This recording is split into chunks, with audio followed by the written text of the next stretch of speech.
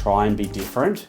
We've got a gym, we've got a sauna, we've got a nice bath. We're trying to create that wellness kind of. Just sitting up for a podcast with Dale Cheeseman, the Melbourne builder. Real interesting business. So he's in the renovation business. He's been niching into the event space, so he does heaps of stuff for like the Australian Open, Ferrari. He's done some super high-end jobs, so it's going to be really cool to talk with him, talk about business processes, wins, losses. We're just down here in Melbourne for the next 3 days, just speaking to a whole heap of guys, so enjoy this podcast. Comment below if you've done some work with him or if you know Dale. Would be awesome to see, so look forward to this podcast.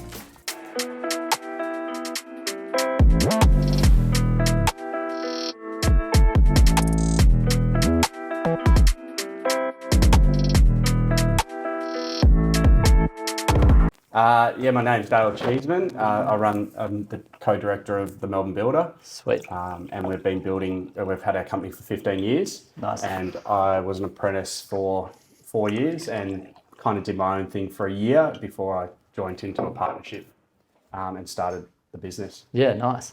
How long, so apprenticeship basis, you grew up in Melbourne? Yes. Yep. Cool. Found one builder. Did you do your whole apprenticeship with one guy? Yep. Yeah, he's pretty old school. Yeah, nice. Really small builder. And he was kind of a father figure. Yep. I was 19, but I was a bit lost. And I think the apprenticeship straightens you up pretty quickly. Yeah, man. I wasn't a rebel, but, just learnt all the basics of driving trucks and reversing trailers and getting in and digging and, getting my hands dirty. So yeah, I feel like 9 hours on the tools every day or 9 or 10 hours, you don't really want to do too much mischief after hours, do you? Nah, not at all. And the weekends, you're probably just trying to catch up on sleep. Yeah, definitely. Yeah. The early mornings is definitely a shock to the system. And I think that's the first year of your apprenticeship is those early wake ups. So yeah. For sure. What kind of, when you were doing your apprenticeship, like predominantly what kind of work were you doing the whole time? Yeah, we were doing renovations, but my boss was old school in the sense that he went through a couple of recessions through his apprenticeship and his business. Yeah. So we did a lot ourselves, bricklaying, all the foundations. Nice. Tied your own steel, did your own block. Yeah, did everything. And it was great for me because I got to learn everything, but I probably... At the end of it, I wasn't a great carpenter because I hadn't hung multiple doors and did that kind of stuff. But I think I got to understand when to inject a trade and when not to, because obviously speed falls down when you're trying to do everything yourself. Yep. So I did learn a lot of things not to do, but also like the fact that I got to learn a whole range of things and especially joinery. We did our own joinery. So my 4th year, I did 3 kitchens for 3 townhouses and on my own and learning to do your whole cutting lists and everything from scratch. And that was, look at it now, what joinery is compared to when I was doing it in my 4th year. We were ironing edge tape on. So, I was lucky to learn a whole range of things. Yeah. Interesting you say about, nowadays there's probably more specialist sub-trades coming in and doing, like, I had one company hit me up, hey, we just installed door hardware for commercial projects. Yeah, wow. My first question is, cool, you guys must be super fast and efficient at what you do. My next question is, how the hell do you have enough work to, if you go and hang 80 door handles, like I think it was in fire doors. Yeah. I'm like, how do you have so much work, man? But you're right though, because I suppose it's very hard to do door handles, for example. Man. So I can see how specialty trades can survive. Yeah. But in the moment, in any time of downturn or it's like you're the first one to go, man. Definitely. But commercially maybe, Yeah. So you did so was it a 4-year apprenticeship for you, all in Melbourne? Yep, all in Melbourne. Yep, Sweet. 4 years. Got signed off, and then what was your kind of next steps after that? I stayed with my boss for a little bit, and then I think I just had to leave home as such and go and see the real world. Nice. And understand quoting, understand the whole thing of business and doing time management. It's a whole another kettle of fish, eh? Like there's been great on the tools, and then there's like project management, quoting, sales, money. It's marketing. So everything, man. Yeah. So how long, were you working for yourself at that stage? Yeah, so we just did a couple of months, and then Sean, my business partner, he finished his apprenticeship. He was doing Simmons Homes, Metricon, lots of lockups, fixes, that bulk carpentry. Bulk housing stuff, So we found it found it really good for about 2 years, 3 years. We just the two of us, and I think we got an apprentice on a few years in, or a couple of years in. Yeah. But yeah, we made some good money. We got in. Sean's a very fast and good carpenter, so I learned a lot. Yeah. 2 years out. Yeah. You know, you think you know it, but you don't. Yeah. And I polished up my carpentry skills. Nice. But my one was networking, and I had a lot of friends and family that wanted to do decks and pergolas, and off it went from there. Yeah, sweet. Yeah. So was he more like that partnership? He was more the builder on the tools, making sure timelines were hit. Yep. You were sales, marketing, all the businessy stuff. So you'd start to like go and to meet someone and things like that. That's probably when our apprentice came on board. Yep. So because you need to work in twos, working solo, and that's what Sean was struggling with. Working by himself was really hard. Yeah. So going to meetings and sales and doing your quotes, and the biggest one for us is doing my Cert 4. Yeah. I chose to do it on a Monday and Tuesday. Yeah. I was a bit slack to try and get out of work. Yeah.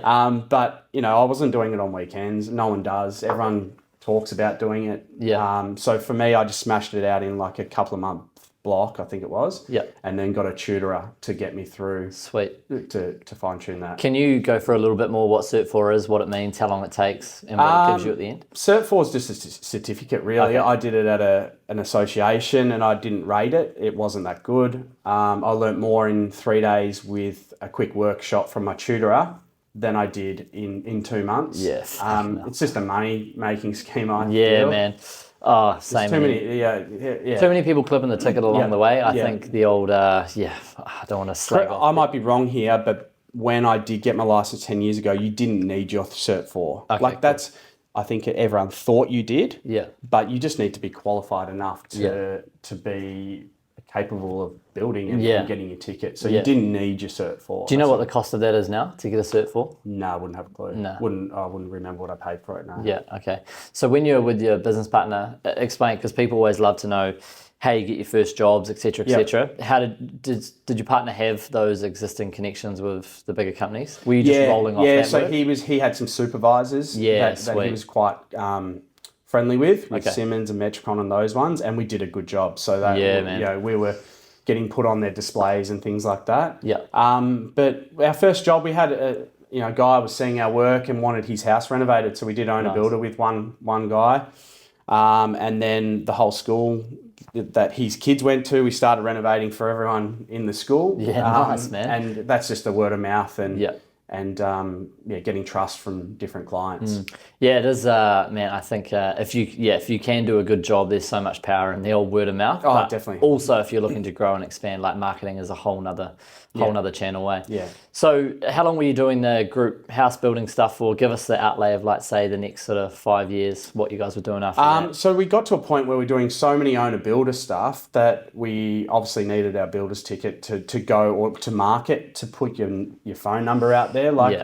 Not a lot of people are doing owner builder, so that's where we started losing projects to builders. Yeah. And I didn't want to be there trying to tell them not to go with a builder, to go with owner builder. But we're contradicting ourselves a little bit. So can you just elaborate just on owner builder stuff? That might be a term people aren't familiar with. Right, so that in Melbourne, it's a homeowner that goes and gets the permit and is the builder as such. Yeah, I see what you mean. Yeah. Okay. And then we're working, so we've got no responsibility. Yeah. But we were running the jobs like a fixed contract, and we were organising the trades. Okay, so would that be like the owner builder gets they do the design, the council application, and then they just come to you, stamp DA plans, boom. As a carpenter.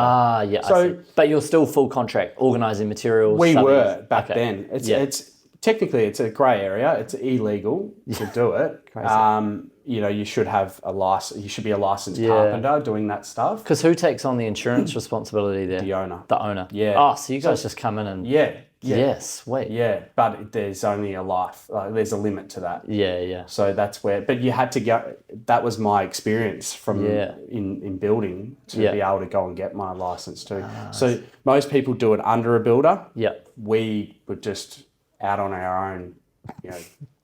Doing good jobs with good people. Yeah, cool, man. So at what timeline was this? How big was the business with you and your mate?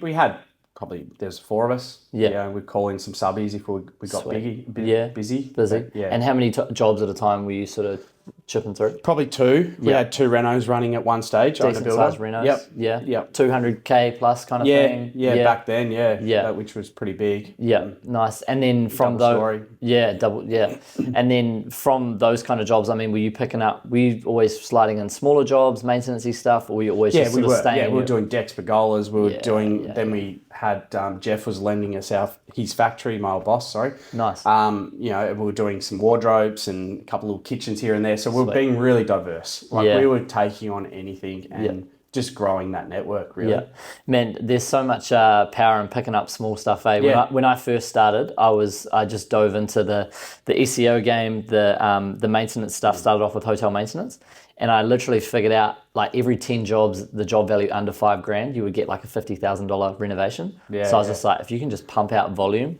really, really well, but the process that I found was super hard, or like a good learning curve was, meeting a client, booking in a site visit, sending a detailed quote, dealing with the emotions of the client, seeing a 3-day job through, getting really, really good at that, getting a Google review, boom, that's like the biggest thing for social proof. And then off that, you'd get one of their friends ring up and say, hey, you changed 12 weatherboards really, really well. Yeah. Can you renovate our kitchen, bathroom and do a deck? And you're like, oh God, I did a small job super well. And then you're getting a huge... Yeah, that's what happened with us. Yeah, for sure. Yeah. So where is your business at now and how are you guys operating? Give us the rundown. Yeah, look, it's grown a lot. Yeah. A lot.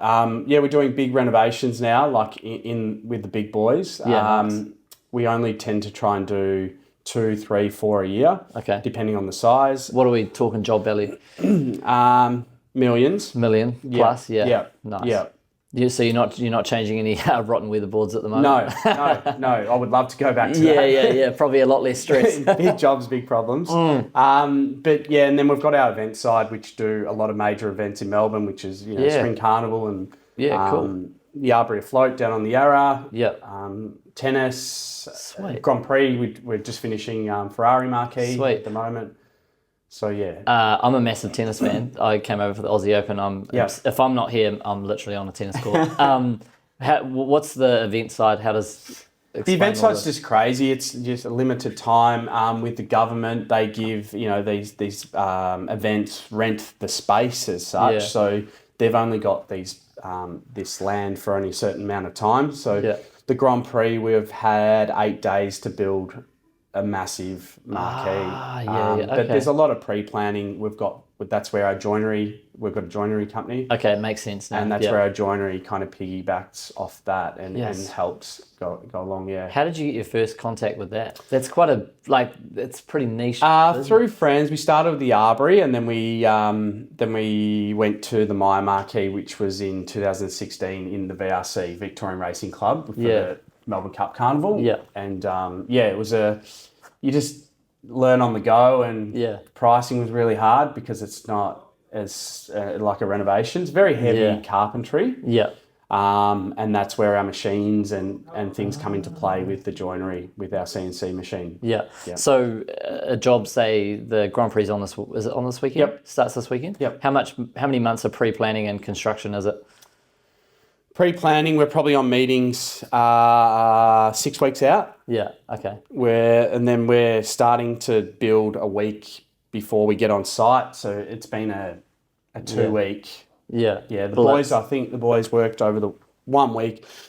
Sorry. Look, I think I saw like on a timesheet like 90 hours or something. Like they get to the end and they're cooked. Yeah. Is that stuff all fixed price, charge up? How do you do you price all that? Yep. Yeah. So are you the one doing all the pricing in the business? No. Yeah, we've got there's 2 with our business. The renovation side we all intertwine with each other and help each other out. Yeah. But there's predominantly the renovations, the joinery, and the event side that.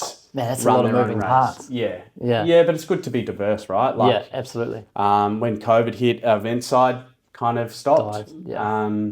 So we really lent on joinery and renovations that boomed. Yeah. And then now, events are booming. The construction industry is going a bit slow. Yeah. We've got our couple of renovations and we're happy. Yeah, nice. But I think that's good about being diverse. Yeah, 100%. But I think with building too, I think being a builder is really tough. Like, you're working off small margins, as you know. Yeah. So to have a little bit of a niche, whether it's you're running a big carpentry crew, so it's essentially you've got a carpentry business as well. Or for us, we've got a joinery business. So we're trying to take more of the pie as such. Yeah. And I see builders that have got pool businesses or landscaping I do think you need to have one more Niche business on the side. on the side, yeah. Yeah, I think the building game is it is really hard. I think it's I also think it's a real dog eat dog industry. Yeah. Like, I'd love to talk more about the Melbourne stuff after this. But yeah, I think you do need to have something niche. I think it's always good for, I don't know if you would say if it's like provides a good like lifestyle, but it can kind of, if you can use the cash flow or the financials from a good building business, you can kind of set something up on the side. Seems hard. What have you seen recently in the Melbourne sort of space in regards to the market, say now versus 2 to 3 years ago? Well, I liken it to a cup of coffee. We were paying $3.50 for a cup of coffee. Now we're paying sometimes $5.50, $6. Yeah, man. That's what's happening in the building industry. Yeah. People weren't accepting it, or clients weren't accepting it, that it had gone up so much. And back when you paid $6 for a coffee, you wouldn't have gone back to that cafe. Yeah. Now it's the norm, man. Now it's the norm, and clients are starting to understand that is what it is.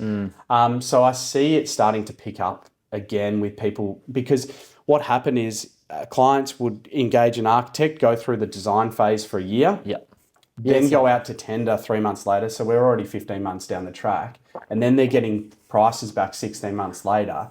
And that's where that's where the big gap was. Yeah, market changes can change a lot over a year and a half. Yeah, so every project was over budget. Yeah. Every project. So then you're going through 3 months of cost cutting, and then the documentation's just, poor old architects are trying to draw lines over lines, and So it is getting messy. And then I've seen even tenders, 3 builders go for a tender. A tender is awarded to a builder, and then it still doesn't go ahead. Through the cost cutting phases where the clients are say, hey, we might hold off on this for another year. Yeah. Interest rates, that's where it probably is killing people. Yeah. Within your business, because another thing I'm real big on our Instagram, and that is trying to help people not quote for free, because it is such like you need so much skill and experience to price. Like if you're a builder, you don't know how to price at the end of your apprenticeship. You need like 2 to 5 years of experience. Yeah. When you guys get an inquiry, how do you deal with like new leads, pre-qualification? I don't like to, if someone's coming to me that aren't going to a tender, I can smell a rat. Yeah. And if I think it's someone decent or it's friends of a friend, I'll say to them if they can pay the QS fee. So cool. Whatever you're charging me, I just pass that on to them and say, this is the quote from my QS. Yeah. If you would like to proceed with it, Sweet. I might waste half a day on it. That's essentially. It's rough numbers. Yeah. My time's free, but that's how I get around that. I charge for the QS. Sweet.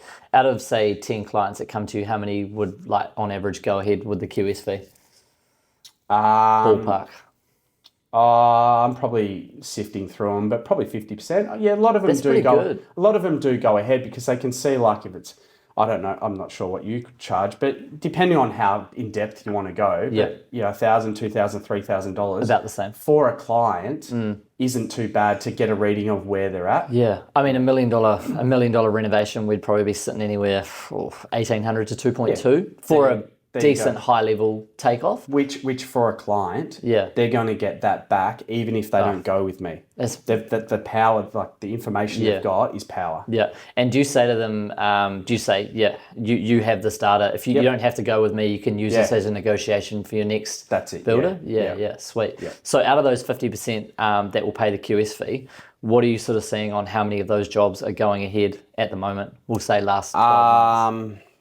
Again, probably half. Yeah, so 50%. Look, definitely the prices coming back are scaring people off. Yeah. Yeah. I heard an insurance company a guy I was speaking to around builders insurance and warranty insurance that we have to apply to get a bigger range in our home warranty insurance, and the renovation prices have doubled, but our insurance hasn't. So that's where they're doing some studies on a project 3 years ago to now, and they're saying that they're seeing anywhere from like 60 to 80% increase, which I don't see that. But I do think it's, as we were saying about the cup of coffee, I do think it's up around the 40-50% from 3 years ago. Do you find yourself, obviously you guys are pretty well established here, do you guys sort of roughly know who you're kind of tendering against for the next couple of jobs? And then, catch up with them at the local pub every Friday? No. I've never done that, definitely not. But you do know who's tendering, but I think everyone's kind of doing the same, especially more people are using QSs, I suppose, or they've got their own systems in pricing. Prelims, that's going to be the one that's going to be different to all builders. Profit margin is going to be different to all builders. But everything in between, maybe carpentry might be a bit different with all builders. But in saying, your sparkies, your plumbers, your plasterers, your bricklayers, tilers, joinery, they all should be around about the same. So, it will probably come down to presentation on how you put your tender in. I try and show them my timeline, my schedule. That can sort of separate you a little bit, eh? I do you think provide so. a bit of a gang chart kind of thing? It's just real rough, but they can see, hey, he's going to start in March, and he's saying he's going to finish in March next year, or whatever it is. They can kind of see that I'm real and I've looked at it a little bit further. And only recently I've started putting in trade references, because I just think that what I've found, especially in Melbourne, there's been unfortunately a few builders going under that the clients are very nervous about entering into a contract with any builder, myself, anyone. So I've been starting to provide a trade list, and I've got letters off my trades telling them how often I'm paying them. When you say trades, so you're just giving them a list of, say, your painters, plasterers, plumbers. I've had a few letters off my trades, and I put them in my tendering package, saying that my plumber says he's been working with me for X amount of years, and he's paid me in 14 days. That's real good. Real good. Like you call that social proof. Just knowing, hey, these guys. I'm just trying to give them a bit more, give the clients a bit more of an understanding that we're healthy. Would you say that's like a common question from clients now? Like, how do they word that? Are you not going to go under? Well, that's it. How do you word it? I get frustrated because I think that the contracts are quite heavily weighted into the owner's favour. So. We're always trying to justify ourselves. But I think when we're lucky, we're in demand. So I'm able to kind of say, hey, look after us too. And this is how I want my payments, and this is how it's going to go. Would you say with like guys going under, do you think that's just coming down to like, I don't know, cowboys that aren't as good? Like, do you sort of see it as somewhat of a good thing? It is bad because it's bad news, bad media. It's good for me to pick up trades and staff. I think there wasn't too many builders in our league, in our blue chip suburbs. I just think that it was a hangover from COVID. Like, it was tough. It was really tough. And then if you're not getting your next job and the deposits and if you fall over, that's where it probably will catch up, and that's what we're probably seeing. What were a couple of examples of you guys through COVID? Like, did you have a lot of fixed price contracts at that time? How did you manage those? I'm a deep thinker. I'm constantly listening to money news or just lots of random stuff. I think with COVID, I sensed that it was going to be tough, and I started getting phone calls of people pulling out of big contracts. Clients that you had sort of locked away. And that was when the world was falling apart in 2020 March. Everyone didn't know what was going on. I didn't know whether I was going to be paying my mortgage or what. But there was a few jobs that architects hit me up with, which I would normally say are too small for us. And I just tendered. And like, I had a mentor of mine that, that's not in the building game, that said, if you want to make more money, quote more. So that's what I did. I just quoted all these little things. When I say little, it's 500,000, 700,000. Still decent size. Still decent sized renos. jobs, and we won them. Yeah. Even one was like 2 bathrooms and a laundry or something like that. Sheesh, I hope that wasn't 500 grand. No, but it was high end. Yeah, nice. And we were in Melbourne. We went down, like it was pretty harsh through lockdown. We went down to 5 per site. So we were lucky to really be. Yeah. 5 was too many on these sites. Yeah. So we got through pretty well unscathed. And our joinery, just like people sitting at home wanting new wardrobes. Yeah, looking at their kitchen cabinetry. Yeah, we'll refresh that. So how do you kind of manage all your in-house staff versus guys on site? If we can just discuss that. We're pretty lean in the office. We probably do need some help in the admin side of things. We all try and do our own admin. I'm still across a lot of the accounts and things like that. I've just got my mum in. She retired but came back. So it's good to have someone you really trust. But from on-site, we try and do a project. We have a project manager, got a couple of apprentices. So we need to bulk up that carpentry renovation side. Our events, we run off contractors a lot. So just pull subbies in. I suppose it's only... Yeah, it's just not any subbies. We've got a core group of subbies that have been with us for a very long time. Nice. Paying them quickly helps. Yeah. And then our joinery side, we've got 6, 7, 8 maybe. Full-time in a workshop. Nice. 2 in the office there, drawing and things like that. So we go from 20 to 30 staff. At fluctuate. Any one time. Yeah, it's pretty big business, eh? Yeah. How long has it been that big for? Look, it grows every year. Yeah. I always say, like, you just can't get away from growth. Growth is a healthy thing. Yeah, it's good. Organic. If you're not growing, I just think you've got to, like, at the same time, you're holding the handbrake and you're just letting it off a little bit. Because if you just ramp it right up, I think you lose control. So we're doing it organically. We've been able to get the right management in place. Nice. How strict are you on like the hiring process and how do you go about that? Because new staff, new subbies. Man, that's can be risky. I don't want any bad eggs. Definitely. We've been really lucky in our 15 years. We've had some great people come through. Obviously, people leave and go on to off to different things. But I always say that they've at the Melbourne Builder, they've been able to go through a year or two of growth and they've helped us grow. And then we're off to, potentially someone more skilled or whatever it is. We do go through some stuff, but I think it's natural for everyone. And you've got to try before. I mean, some people might not fit into your kind of culture or work environment. And man, building is a hard gig as well. Oh, definitely. Yeah, culture's what you mentioned there is a big thing. I played a lot of team sports, footy and things like that. So I'll probably run the AFL? business. Local.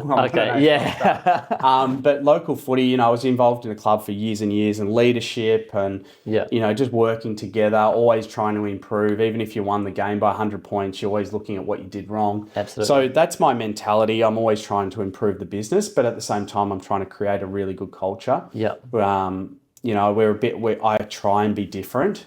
We've got a gym, we've got a sauna, we've got an ice bath. We're trying to create that wellness kind of space, which is a real passion of mine. Is everyone going to 4:45 a.m. run clubs as well? No run clubs. That's taken off at the moment. Really? Yeah, I don't know. I got tagged by someone on Instagram and then I looked through the 4:45 run club and they've got them in like London, in Auckland, it's all over Aussie and it's... No, I'm not an early riser like that. What do you do once you're done at 5:45? I suppose go to work, but yeah. Now, the wellness space is really good and we've noticed like our managers, like it's bloody stressful building. It really is. You're copying it from clients. You got that psychology mindset of, dealing with outside noise and then you've got to deal with trades. So I see, my staff, my management come in broken sometimes. And just to be able to go downstairs and jump in a sauna or an ice bath for an hour, they come out brand new. Yeah, that's cool, man. So you've obviously got the office, you built all that, and then do you guys have like weekly meetings, weekly breakfasts? Like how does the... So we would do monthly breakfasts. Okay. Because sometimes you don't get to, with 20 or 30 staff, you don't get to see them. So we do first Friday of every month. We do a massive Christmas party and the biggest one is our Easter party that's coming up next week. Yeah. What does that entail? Band, pizza oven, beer on tap, jumping castle. Like we try and go all out. That's cool. Yeah, try and include the families and yeah, try and like a lot of. I've got 3 kids, so I know how hard it is. You want to be present with your kids, but you're also running a business. So yeah. It's Does your partner help within the business at all? No, she's got her own business. Oh man, how do you guys have time together? Oh mate, it's time management's a big thing. Yeah, big thing. But I think you like what I do now. My daily routine is so different to what I did 5 years ago and the 5 years before that. I think you just go, and it might be, my routine will be different in 5 years' time. Yeah. At the moment, I try and get up at 6. Nice. Smash out all my admin as much as I can. And then I'm dropping the kids off to school and things like that. And then trying to get out to site or manage my days. Yep. Make sure I've got an office day where I don't book in any meetings and things like that. Nice. Yep. What are some differences? Like, how have you learned that? Did someone teach you? And like, what are your kind of like day-to-day differences between now and 5 years ago? I need more help on time management. Yep. That's my weakness. Yeah, okay. Definitely. But I think you just got to, I have to find time and find blocks that I can sit down and really get into work. It's really hard, because I feel like if I'm a big one of do not disturb or not airplane mode, because I want to know what's come through.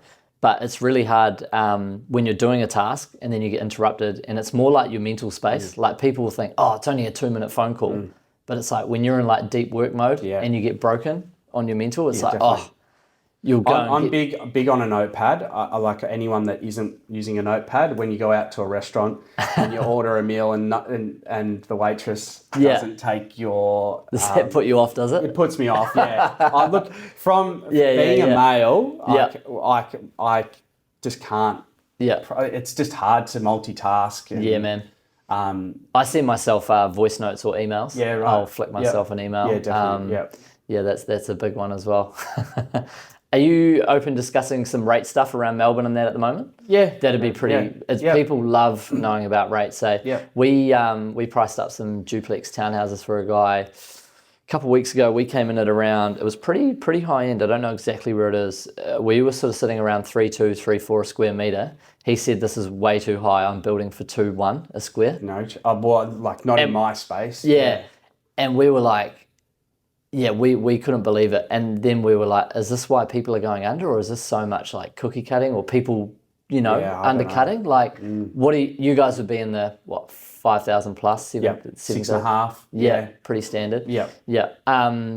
What are you seeing in regards of like builders rates? What do you guys contract out at if you are open discussing? So we're open book quoting. Yeah. Like we try and show our margins and things like that. Yeah. I've always worked off a 15 to 20% margin. That's good. Yeah. I think 20% is probably too high on the bigger stuff. Yeah.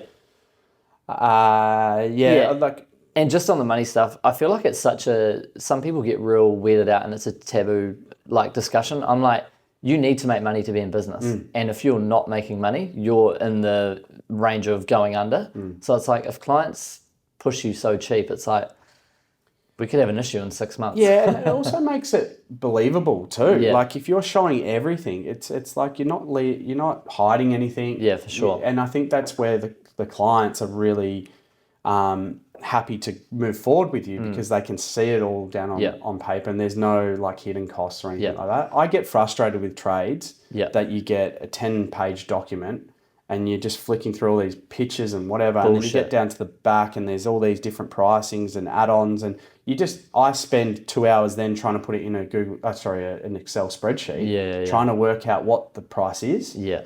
So my advice to trades is just use Excel. Send one page, man, and just be transparent and show. Even like, I don't care if your margin's 100%. Yeah, like, doesn't show me what the me. price is. I've just got to get that information over to the client. Yeah, for sure. Do you find your clients are blown away when they see a QS report with 400 line items?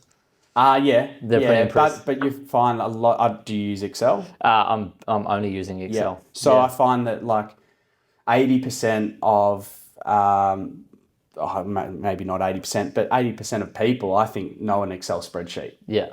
And it's very easy to read. Yeah. So and it's so good, man. Yeah. I just, Yeah, we'll do an Excel spreadsheet, and then when we submit for a builder, we'll put their logo on it and put it into like a nice PDF. But we always send 2 documents off. But yeah, people will go, oh, your price is a lot higher, but the detail, we can see the detail now. And I feel like when you can see detail, like you said, there's no hiding of anything. Well, it's a shopping list for them as well. Yeah. So when they say, oh, how can we get the price down? It's like, well, turn the page over. You tell me what you want to take out. Yeah. So it's very easy to then put it back on the architect or the client. Yeah.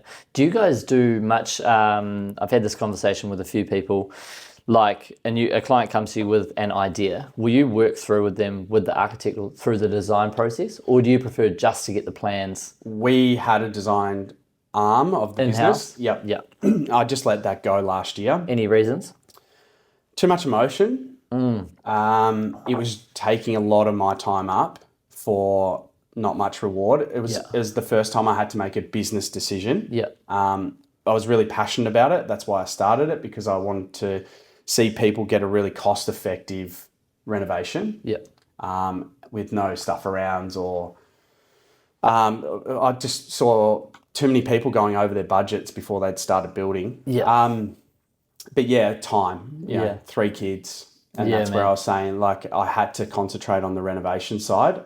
That was the bulk of the business. Yeah, fair. So did you hire someone full-time for that role? Or did you just... Yeah, I did. Yeah. And in the end, he's just gone out on his own now. Done his own thing. Yeah, done his own thing. Yeah. Good mates with him. Nice. Still try and handball him some work. Yeah, sweet. But I just don't want to know what's... So you'd rather just get those plans back and then just go from there? Yeah. Yeah, fair enough.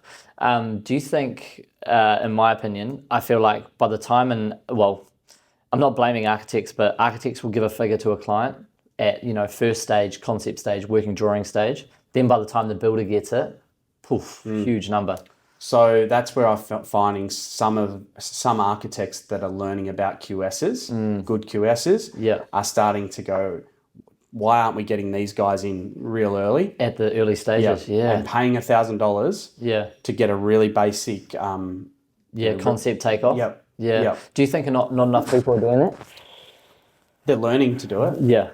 Yeah. Yeah. I think that's a big reason why so many projects don't go ahead, or it can make the architect look bad. They go and do all this nice work that's going to fit the Instagram page. But then by the time it comes out, they're like, man, you guys have strung us along the whole time. Definitely. And probably paid $40,000 or $100,000. I think my QS, half his work is for architects. Yeah. Okay, cool. Yeah. With your guys on site, how many builders do you have on the tools at the moment? Carpenters. Apprentices, everything? 8.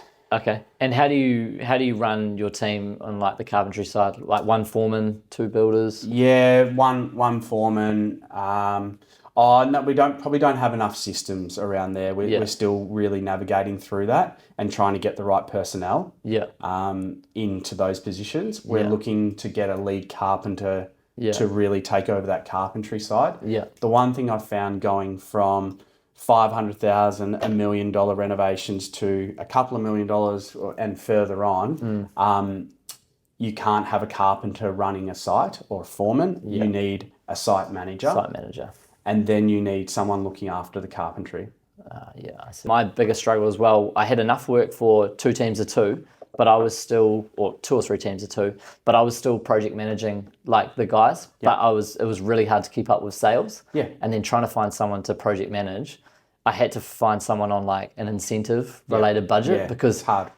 If you've just got someone on hours, you're like, man, are you still at home at 9 o'clock or are you out and about? Like, and that's where, I'm not a really hard manager. I like to, hopefully I really put it back on the managers running their own sites.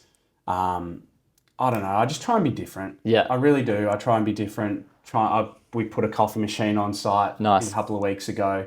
So the boys are getting around that, and we put one in the joinery factory, and I think they're all having competitions around coffee art, and so I think just being a little bit a point of difference. I'm happy to spend a bit of money back into the business. People love hearing about problems and stuff. Yep. Have you ever had a job go south, a client lose the plot, get too emotional halfway Oh, through? yeah, always. How do you deal with that? Always. It's very stressful. Yeah, like man. I said, the perfect world is getting great documentation, getting the plans, and just going to a schedule. Yeah. Everyone knows what they're doing. Plans are the tradies' Bible, really. Like Yeah. that's what we all go to. That's how we interpret them. For sure. And if it's too grey, there could be 5 different ways of tiling something or whatever it is. Yeah. But yeah, problems. I mean, I'm pretty good with people. I'm You come across very personable. I'm diplomatic. I probably always think that clients always right. Yeah. But there is a point where you're like, hang on, you're not. Am I getting walked over here? Yeah. Yeah. So that's something that I've learnt to maybe, and that's probably been my staff have made me tougher. Yeah, Definitely. nice. Some of my staff are a bit more in the background going, no, you crossed the line here. You actually should stand up for yourself. Yeah. So I'm always fair because I think you always want to leave a job On good terms. on good terms. Yeah. You've not only do you hand the job over, you want to have photos. You want to potentially have a reference. Yeah. A lot of clients want to walk through a job to Yeah. see who they're using. So. And you don't want old mates saying, nah, we had a bad fall and no one can come see this. But you've got to remember too that if building or renovating is the most stressful thing for someone. Yeah. So stressful. Luckily enough, it's not too stressful with us, I hope. Yeah. But you're going to have those odd moments where you disagree and things like that. So it's about being fair. Cool. 2 points there, but I want to try, if you can, I'd love to try get an example. Have you had an example of a job where you have broken even or lost money on a project? I'm not one that looks over numbers too much. Yeah. So I probably wouldn't know too hard, but there has been times where I know that this one hasn't gone well. Yeah. And what's kind of your takeaway from that? Stricter on pricing? Do you have certain tags, or do you look at a job and you're like, I've had a bad experience here in the past? I think it's about me not being strong enough at the start when the plans have been we've gone through too many cost cutting rounds. Yeah, okay. And those plans are really jumbled and we're not sure. And then they go to the site manager and that window that was meant to be deleted, the site manager's ordered. Oh, man. Those types of things. Variations in plans not getting updated. Yep. It might get updated on the electronic, but the new set on the client site. saved a couple of thousand, 100,000, but we're getting cooked on the other end. Yeah. So they're probably the times. Yeah. Okay. And then the other question I had, sorry, I was just taking some notes. In regards to renovations and that being stressful, do you would look at a job and be like, okay, cool, the client needs to move out of the house for this? All of our clients. All of them? Yeah. Because especially when you finish the job, if you're doing defects, if you can do defects before they move in, that's the dream. Game. Yeah, that's you almost want them to go away on holiday, come back, boom, done, walk in. Because as soon as you're, and a lot of clients are like, we don't mind if you do the landscaping after we've moved in. Yeah. They hate you after a week. They're like, what? You're knocking on you got a trade knocking on the door at 6:45 or, they don't love it. Yeah. Yeah, defects I feel can be the ones where you really get on people's nerves, Like, the house is done, but there's 47 stickers all over the house. But not only that, you go in and then a trade will bump a wall or... Yeah, I know, man. We had a glazier that went through a wall. It's just, it doesn't end. Yeah. I just want to make sure I get key stuff here. What's hardest trades in Melbourne to get people to come back to you quoting? What's the most difficult one at the moment? Good question. QSs? Probably, no, that's all right. It's probably hard to get bricklayers. I'm quite loyal with my trades. I've used a lot of my trades for a very long time. That's so key, eh? I've got a few of my trades that just turn up and work on an hourly rate and get it done, and I've put in an allowance. Like I said before, I'm not hell-bent on numbers. I'm not a freak. I think it's good to look at the numbers, but I also think, profit margins are important, but longevity of a business. Yes. Would you really try and ruin a client for $2,000 to $5,000 and you're thinking, I'll probably get a referral off them in 2 years. I'm going to be here for 40, Oh, the amount of money we've absorbed is crazy.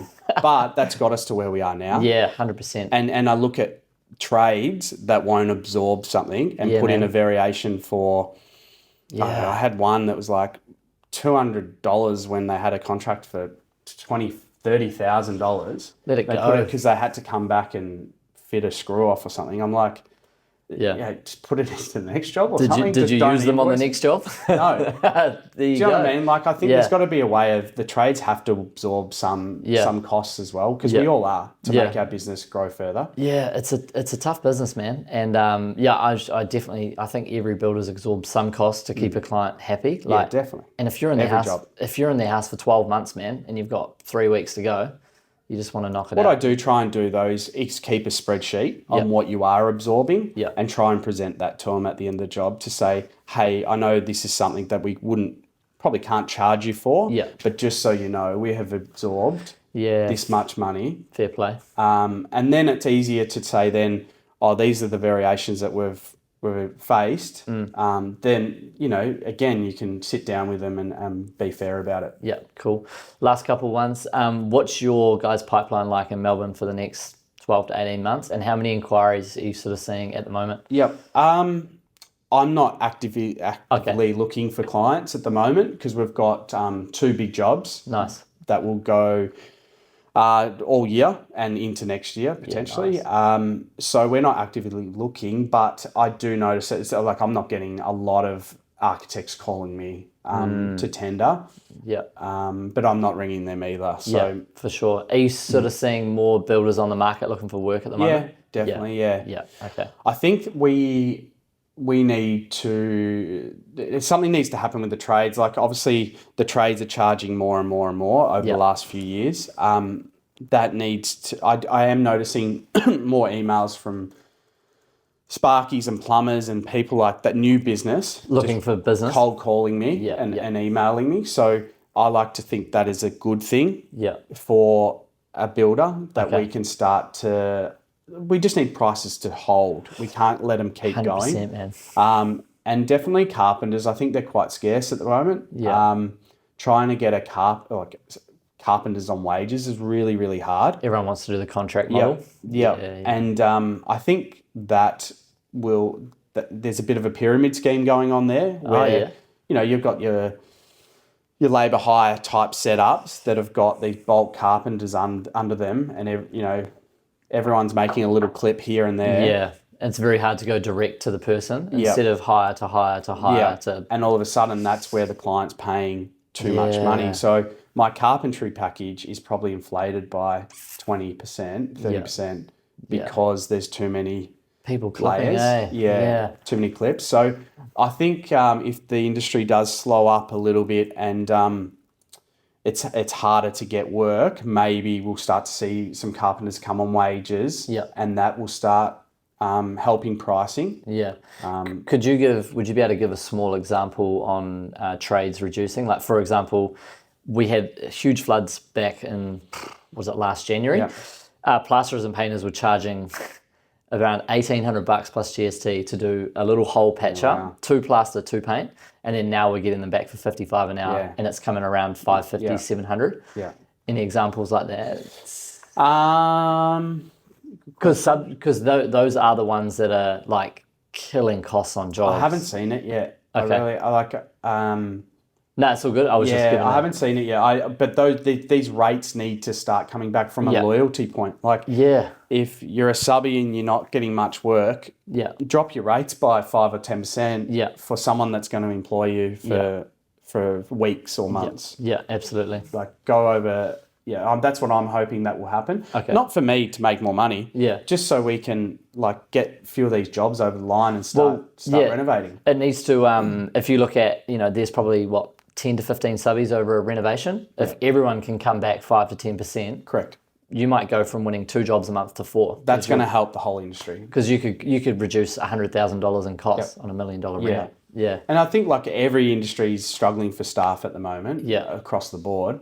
I think in the building industry, we're not seeing a lot of apprentices coming through. So I'm really worried about the future. Yeah. I was actually talking to an old brickie. He would have been at that pub on Friday afternoon at Bonnie Doon, actually. And I think he was 75, retired brickie. And he was talking about TAFEs, or they used to call them... that's your trade school. your trade schools, Yeah. which we don't have anymore, and it was before my time. Yeah. But that tech schools, sorry. Tech schools, yeah. And maybe we need to start getting more tech schools around the place that for kids